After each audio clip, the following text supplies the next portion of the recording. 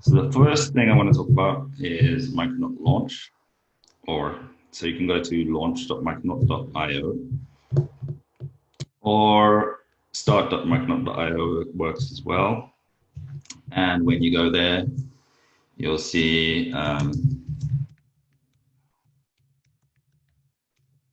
that we have a brand new application generator for getting started with Micronaut 2, which I think is a lot of people were asking for, and it's a pretty big deal.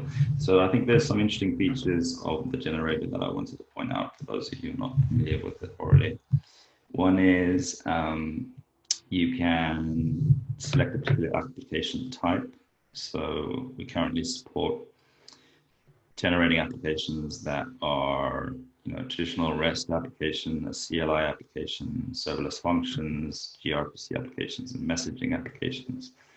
The reason we split this out was because that the project structure, both for a Maven and a Gradle project, is very different for each of these different types. And other areas of interest in terms of this group, you'll see that there is a Groovy option, and of course there is a Spock option for getting started with Groovy and Spock in Micronaut. And of course, along with that, you've got Kotlin and Java and all the rest. You can also choose between Maven and Gradle. So let's go back to Groovy and Spock. The other thing you can do is add additional features with this button. So I can come in here, and this is the list of features that we can add to the application to get going. So for example, it's quite common to want to do Micronaut data with JDBC. You can add that to the additional features. And with that done, you can also click this diff button, which is pretty cool, I think. And that will actually show you the difference, the difference that essentially is made when I added the data JDBC feature. So you can see that when I added the data JDBC feature, it added an additional processor and set up a high carrier connection pool and data JDBC and H2 by default. And also in my application configuration, it added some additional configuration to my application by YAML file. So that's pretty cool that you can see the changes. We can also use this preview button to have a look at what my application is going to generate. So in the case of Groovy, we get an application.groovy file, and we get out of the box a Spock specification that tests that my application is up and running, just as a kind of basic get up and going scenario. So this is, and you can navigate in and check what our build.gradle looks like and all sorts of things. So Micronaut Launch is really nice, and a really nice addition to the Micronaut ecosystem. It's far more, it's got a lot of options, configuration options. I recommend you have a go and play with it. The other cool thing about Micronaut Launch is that it is usable as an API. So what you can do, from curl, go away. What you can do is say curl HTTPS launch IO, like that. And when you do that, it will essentially, it should do that. Is my internet down or something?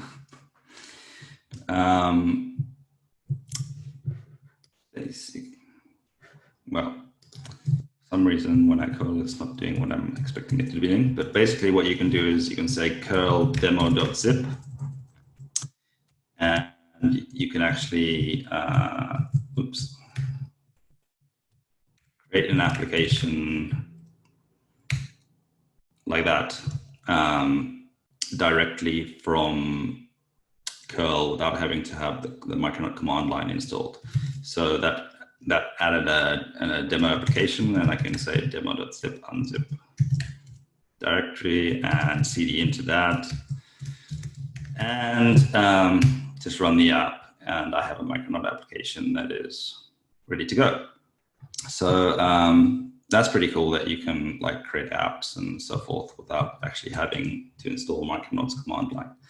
I can also kind of customize the features I want. So if I can, using the features query parameter, I can say features equals data JDBC, and this value is essentially going to be the same as like what I entered in here. So this UI is actually all in React, written in React and JavaScript, and it's talking to a backend that is running on Google Cloud Run as a serverless application that is actually in GraalVM native image and everything. So it's a very interesting project.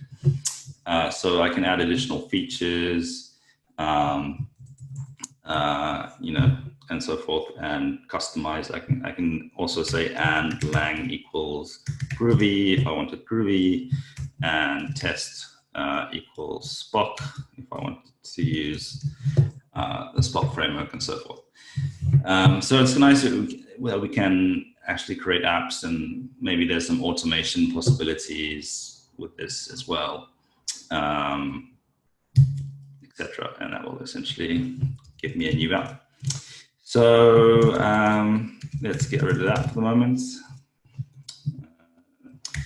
So that's Micronaut Launch, and I think that Micronaut Launch is one of the coolest projects now in the Micronaut ecosystem. You can go and check the source code out at Micronaut project/Micronaut Starter.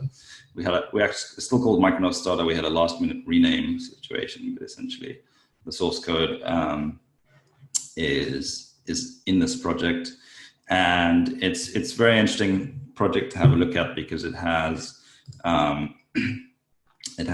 a build which builds essentially the same application into a native Windows CLI, a native Linux CLI, a native OS 10 CLI, as well as native Lambdas and regular Netty applications. So we really